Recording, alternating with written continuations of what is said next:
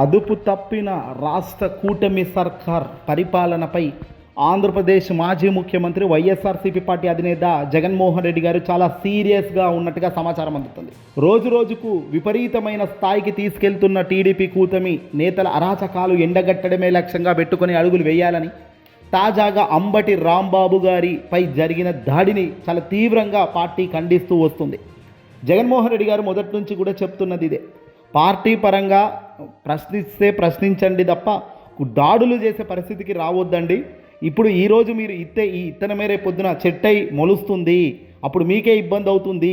అధికారంలో ఈరోజు మీరు ఉండొచ్చు, మీరు మమ్మల్ని ఇబ్బంది పెట్టొచ్చు, మా వాళ్ళని కొట్టొచ్చు, కానీ రేపు పొద్దున మా వాళ్ళ అధికారంలోకి రాగలిగితే మావాడు దెబ్బతిన్నవాడు ఊరుకుంటాడా? ఖచ్చితంగా వాడు నేను చెప్పినా కూడా ఊరుకునే పరిస్థితి ఉండదు అనేదే జగన్మోహన్ రెడ్డి గారు తరచూ వాడుతున్న పదాలు. తాజాగా ఆంధ్రప్రదేశ్కు సంబంధించిన ఒక మాజీ మంత్రి పొజిషన్లో ఉన్న అంబటి రాంబాబు గారిపై దాడికి ప్రయత్నించడమే కాదు, ఏకంగా ఆయన ఇంటికి వందల సంఖ్యలో టీడీపీ ఎమ్మెల్యే సాక్షాత్తు అక్కడ లైవ్లో ఎమ్మెల్యే నేను ఉన్నాను అని చెబుతూ ఉన్నారు.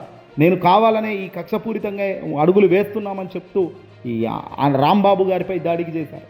రాంబాబు దొరక్కపోయేసరికి అక్కడ రాంబాబు గారి వస్తువులను, కార్లను, ఇంట్లోకి వెళ్ళి సామాన్లపై కూడా విరగొట్టే కార్యక్రమం చేస్తూ భయభ్రాంతులకు గురి చేస్తూ ఉద్రిక్త పరిస్థితి గుంటూరుకు వేదికగా జరిగింది. అంటే దీనిపై ఆంధ్రప్రదేశ్ మాజీ ముఖ్యమంత్రి జగన్మోహన్ రెడ్డి గారు చాలా సీరియస్ అవుతున్నారు. కూటమిపై ఆయన ప్రశ్నల వర్షం కురిపిస్తున్నారు. అలాగే అంబటి రాంబాబుతో ఆయన ఫోన్లో మాట్లాడినట్టుగా సమాచారం అందుతుంది. అంబటి రాంబాబు అసలు ఏం జరిగింది, ఎవరైనా ఏమైనా దాడి చేశారా, లేదంటే పోలీసులు వ్యవహరించిన తీరు ఎలా ఉందనేపై ఆరాధించినట్టు తెలుస్తుంది. విశ్వసనీయ సమాచారం మేరకు పోలీసులు అయితే అక్కడ క్లియర్గా విజువల్స్లో కనపడుతుంది. చేతులు ఎత్తేసిన ఏపీ పోలీసులు అనేది క్లియర్గా తెలుస్తుంది. ఒక మాజీ మంత్రికి ఉండాల్సిన సెక్యూరిటీ కూడా లేదు. దగ్గరుండి ఇంట్లోకి పంపిస్తున్నారు, దగ్గరుండి ఇంట్లోకి బయటికి పంపిస్తున్నారు.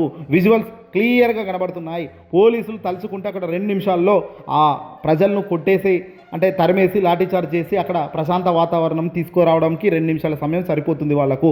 కానీ ఆ 2 నిమిషాలు కూడా వాళ్ళు పెట్టేదానికి ముందుకు లేరు.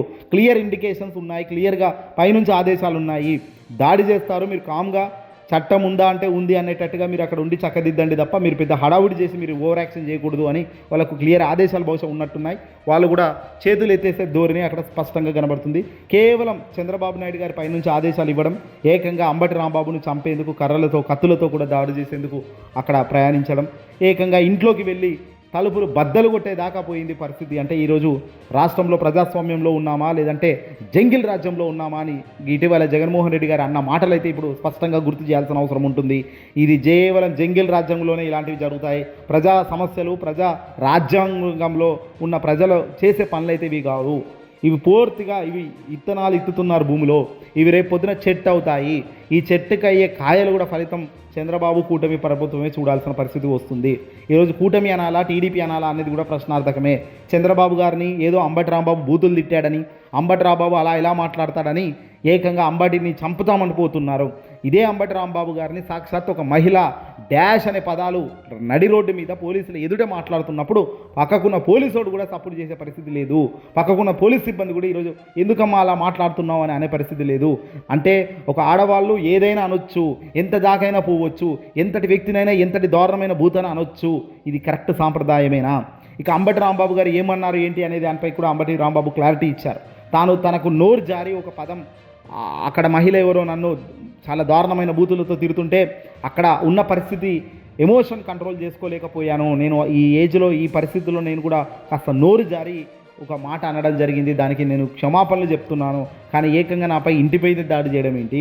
నేను వెళ్తున్న దారిలోకి అడ్డం వచ్చి నన్ను కర్రలతో కొట్టేందుకు రావడం అయితేనేమి, దీనికి పోలీసులు ఒత్తాసుగా పక్కకే ఉన్న పోలీసులు కనీస కాపాడే ప్రయత్నం కూడా చేయకపోగా వాళ్ళను దగ్గరుండి కూడా ఇంట్లో నుంచి బయటికి లాగుతూ కనబడుతున్నారు. అంటే ఏంటి వ్యవహారం ఏంటి? రాజ్యాంగంలో ఉన్నామా, రాచరికంలో ఉన్నామా, అరాచకంలో ఉన్నామా అనేది అర్థం కావడం లేదు. ఇది సత్యమా, ఇది ధర్మమా, ఇది నీత అంటూ ఇప్పుడు ఎల్లో మీడియాలో కథనాలు వచ్చేస్తున్నాయి.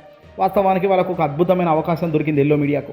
ఎందుకంటే తిరుమల తిరుపతి దేవస్థానం లడ్డు వ్యవహారం డైవర్ట్ ఎలా చేయాలనుకుంటున్న తరుణంలో అంబటి రాంబాబు అడ్డంగా చిక్కారు వాళ్ళకు.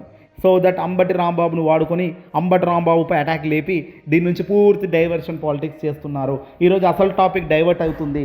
కాబట్టి ఈరోజు ఆ తిరుమల తిరుపతి దేవస్థానంలో ఉన్న లడ్డు కల్తీ టాపిక్ ప్రజల నుంచి డైవర్ట్ చేస్తూ అంబటిపై కొట్లాట హైలైట్ అవుతూ మీడియాలో ప్రజెంటేషన్స్ ఇస్తూ పోతుంటారు. ఇది 2-3 రోజులు జరిగే కార్యక్రమం.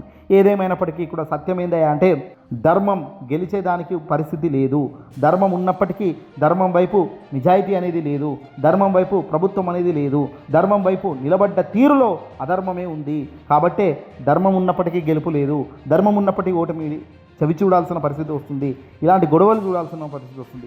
ఏదేమైనప్పటికీ కూడా కాలం కలిసి వస్తే, ఖచ్చితమైన మార్పు వస్తే, అదృష్టం భరిస్తే, రాబోయే రోజుల్లో ఆంధ్రప్రదేశ్కు ముఖ్యమంత్రిగా జగన్మోహన్ రెడ్డి గారు కనుక అధికారంలోకి రాగలిగితే మస్ట్ ఇవన్నీ పనులు ఈరోజు ఇంటికెళ్ళి ఉరికి కొడుతున్న వాళ్ళు విజువల్స్ ఎప్పుడైనా ఉంటాయి. ఇదే విజువల్స్ పట్టుకొని రేపు ఇదే కార్యక్రమం వైసీపీ వాళ్ళు చేస్తే మరి వాళ్ళని తప్పందామా రైట్ అందామా ఆలోచన చేయాల్సిన అవసరం సమాజం పైన ఉంది. ఈ వీడియోని అసలు లైక్ కొట్టి షేర్ చేయండి.